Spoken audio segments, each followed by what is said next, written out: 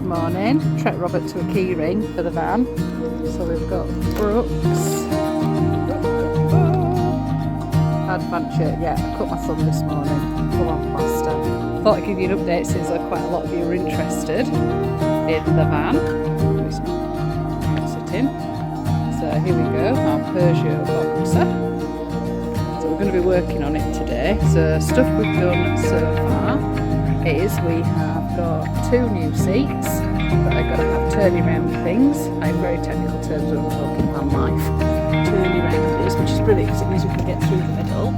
And yesterday while I was working in the shed, Robert started battening out. So we've got the windows in.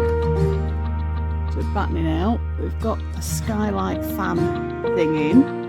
He's got the struts for the bed, and we have done a plan on the floor of where stuff is going. So today I am on insulation gate. See my shed down there through the back. Very nice view through the back windows. So we've got a busy day coming on today, so no doubt I'll share some photos later. And yeah, hashtag van life. Woohoo!